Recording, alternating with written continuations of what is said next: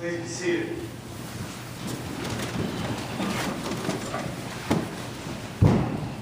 So I have to say, as I first read this gospel, my thought was, boy, I wish the bishop was here to preach on this weekend. But if you'll forgive me, I'm actually not going to preach on this gospel. It is rich and it is challenging, and really, it's not that I want to take the easy way out. It's not parallel stuff. But it's more because I was actually drawn to another one of our two lessons today. But this is a gospel that we should talk about, to be sure. Now, you see, this week I was reading some stories about the late actor Philip Seymour Hoffman, who probably most of you know passed away a couple weeks now. I think it's been from a heroin overdose. I thought he was brilliant. I loved him. This is unsolicited advice, but if you've not seen the movie Doubt, you should see that movie. It takes your breath away. But as I was reading about Hoffman's life and his struggles with heroin addiction, the story led to talking about another sort of celebrity who had similar struggles, Elton John. His addiction was to cocaine and alcohol. And he said something interesting. He said, you know, he spent so much in the 80s just self-absorbed and doing so much cocaine and drinking so much that he couldn't think of anyone but himself. And it was actually when he met Ryan White. Ryan White was the young boy from Indiana who would eventually die of AIDS. He said when he met Ryan White, he developed a friendship with him. It kind of woke him up. And that's what moved him to get sober, because he thought, I've got this faith, I've got this power that I could use to help the world come to grips with AIDS and HIV, not do anything about it. And so it was after Ryan White died that he got clean and he got sober, and he started a foundation which has raised millions and millions and millions of dollars for AIDS research and treatment.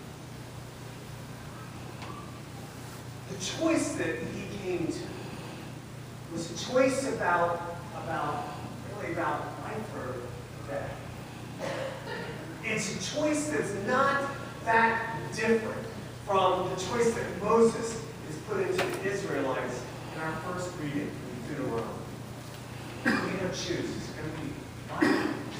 It's going to be death. Now, we've been skipping all around in the Old Testament readings. We heard from Isaiah last week and Micah the week before that. And so this Deuteronomy story kind of sneaks up on us. But understand sort of where we are in this long journey. Moses is with his people, is with the Israelites. And boy, have they been through it all. Moses was the one who led them out of slavery and bondage in Egypt, who brought them through the Red Sea, who was with them for about 40 years or so in the wilderness. When they were hungry, Moses was the one that held their hand and said, "Don't worry, God will feed you." And indeed, manna rained down from heaven and fed the Israelites. And when they were lost, Moses was the one who went up to the top of Mount Sinai and came back down with the tablets, the 2 tablets, the 10 Commandments. Remember Charlton Heston doing that, right? Yeah, everyone does that, right? And of course he comes down, and what does he find? But that the Israelites had sort of lost a little bit of hope and faith in Moses, and so they created their own altar and made their own sort of idols, these golden calves to worship. And so in a fit of anger, Moses throws the tablets down. So Moses recreated the 10 Commandments and made new tablets. God told Moses to do so. Moses was the one who kept saying to the Israelites, "The promised land is waiting for you." Today, this story of Deuteronomy finds them on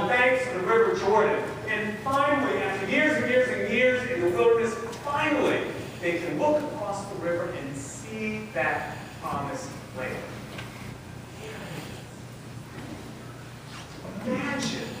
Imagine the exhaustion and the exhilaration of being able to finally lay eyes on it and all that they've been through, you know? Moses knows two things. He knows that their journey is almost over, and he knows that his life is almost over. He knows that he won't make it with them into the promised land. That's not a place for him to live. And so today we get his final sermon to them. This is his last message. And maybe because he's seen that sometimes their faith is wrong. Or maybe it's because he's glimpsed the giftedness and the potential that these people possess. He puts to them a question that is as stark and dramatic as any question can be. He says to them, what are you going to choose? Is it going to be life and prosperity, or death and adversity? What's it going to be? There's a new land waiting for you there. There's a new life waiting for you there. What are you going to choose to make? It's a dramatic question. And yet, it's one that I think, in smaller, more subtle ways, it's one that I think we face all the time. We don't have to be the Israelites waiting to come out of the wilderness, or even Elton John waiting to recover from addiction. All the time, we're faced with the question, what are we going to choose? Is it going to be life, or is it going to be death?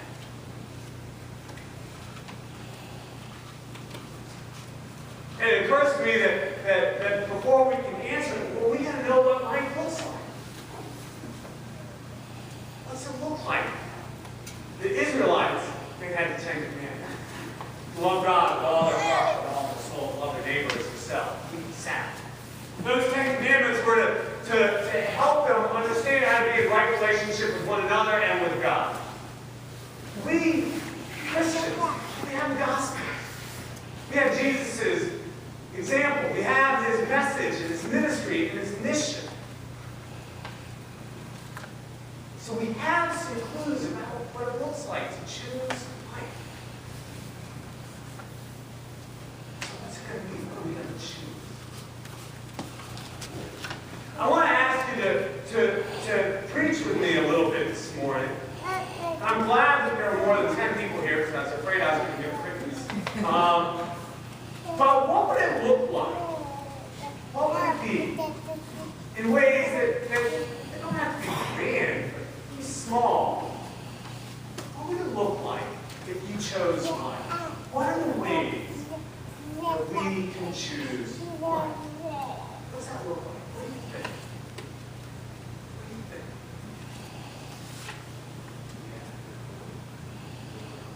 Be active. Don't just sit around. Okay? What else?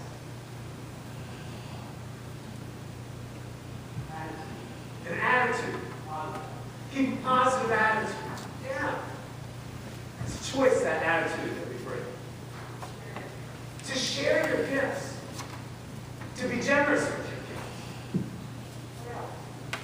gifts. Gratitude. To go through life with a posture and with a lens of gratitude. That's choosing. What else? Say again? To care for your neighbor. That goes back to the earliest of commandments. Love your neighbor as yourself. Someone else says something else. Service. Service. To serve one another.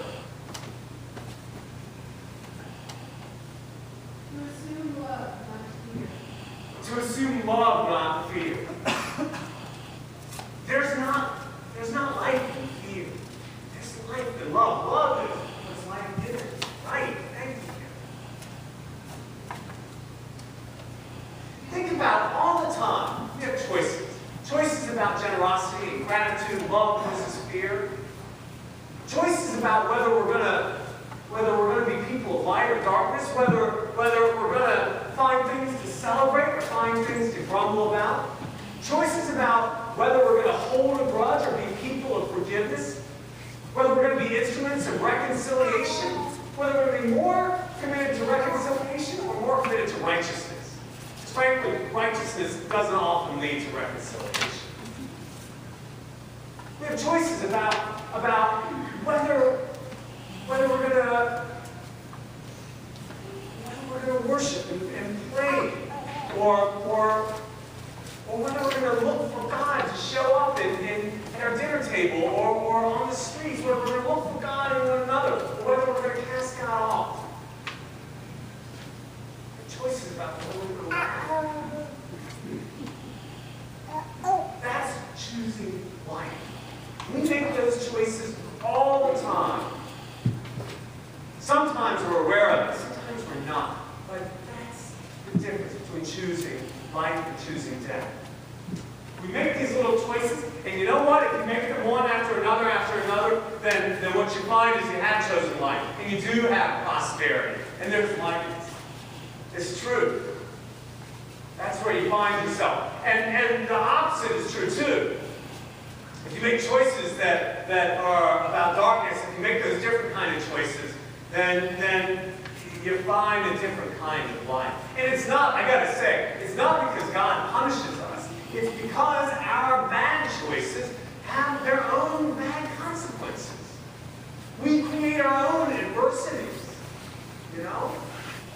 We end up in darkness.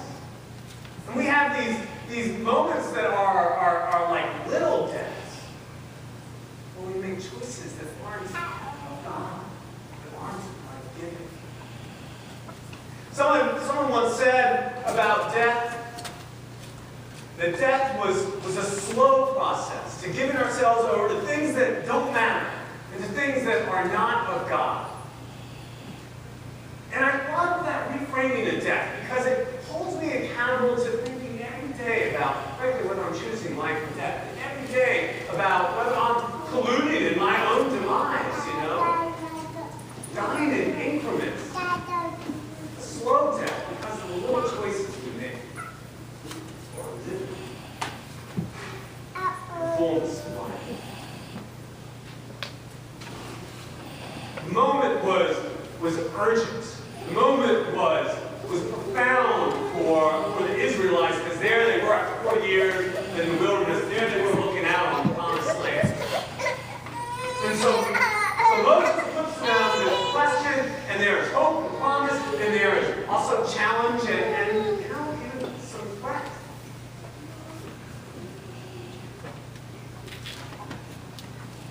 Questions for us too. Maybe it's hard for us to feel the drama of the moment, or to feel much urgency, because we haven't been in the wilderness exactly, and I don't know if there's new land in front of us or not. But the question is for us when it's promise and when it's a challenge. And like the Israelites, in some ways the question will be comforted, and in some ways the question will be frightening. Because the stakes are high. But you know what I think? I think the scariest thing isn't that we have this choice to make,